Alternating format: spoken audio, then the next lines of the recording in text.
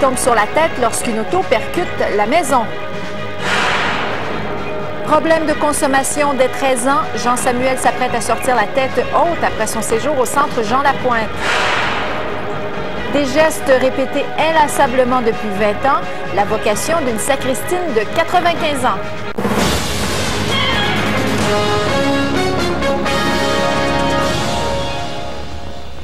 Madame, Monsieur, bonsoir. Eh bien, une petite soirée télé a mal tourné hier soir pour les propriétaires d'une maison de la rue de la Montagne à Shawinigan. Un conducteur a raté une courbe et son véhicule est allé percuter la résidence. Les occupants s'en sont tirés avec une bonne frousse, même s'ils ont eu la peur de leur vie.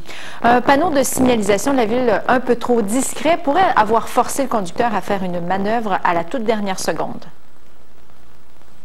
Danny et Lynn sont encore abasourdis par ce qui vient de leur arriver. Vers 18h30, la jeune mère de famille était confortablement assise sur son divan avec sa fillette de 2 ans lorsqu'une voiture a complètement défoncé le mur du salon. Puis le divan s'est complètement tassé ici. Il est venu cogner, même on voit des marques ici à terre.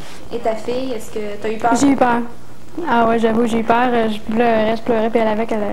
Donc, sur le coup, elle a eu peur, elle avec, là. Il y a des morceaux qui ont volé. Ah oui. Ben, sur le coup, tu sais, j'ai pas remarqué. C'est par après qu'on a su qu'il y a vraiment un gros morceau du mur qui m'a passé par-dessus la tête.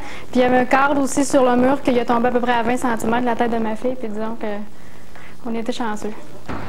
L'accident est attribuable aux travaux exécutés sur la rue par la ville à proximité de la maison. Il faisait noir et il pleuvait. Il n'y avait qu'un seul panneau pour indiquer que la route était barrée. Le conducteur l'a aperçu trop tard, il a donné un coup de volant et s'est retrouvé dans le mur de la maison.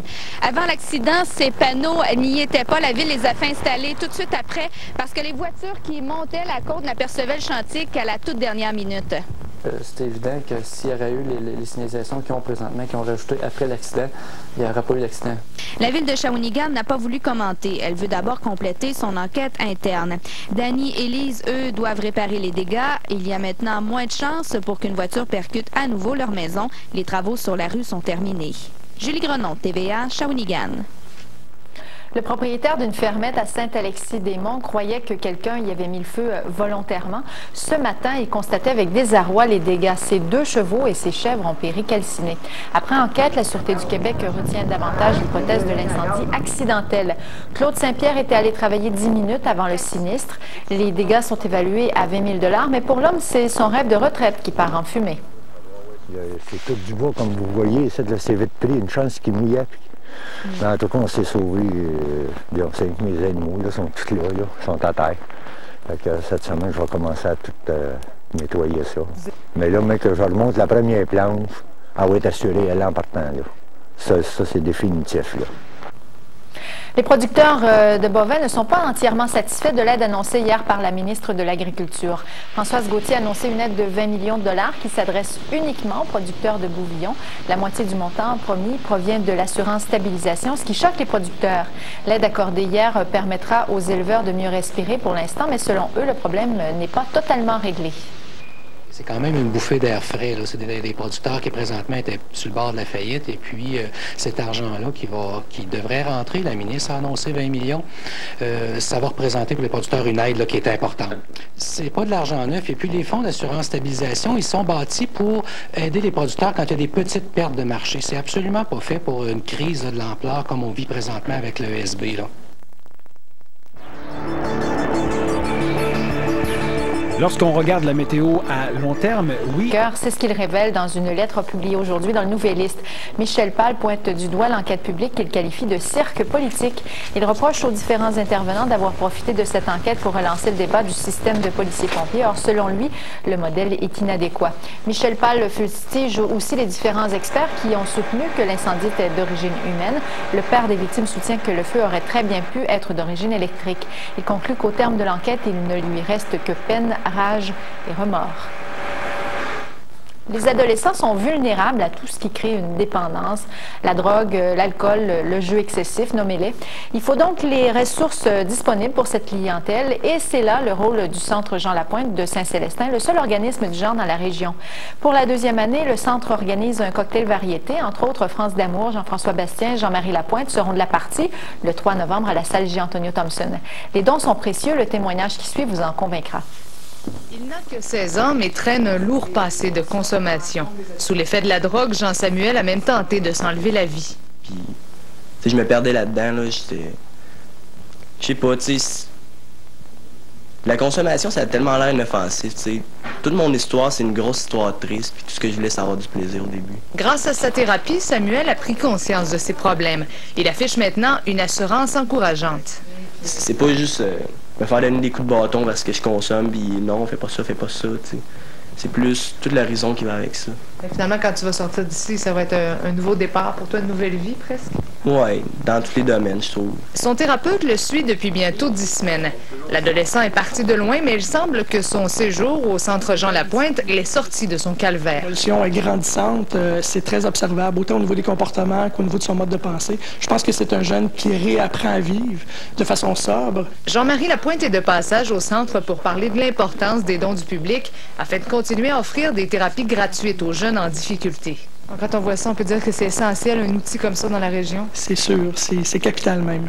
Je suis vraiment fier de moi, c'est de quoi que j'accomplis, tu sais, c'est... Je sais pas, je me découvre moi-même, c'est de quoi que j'apprécie énormément.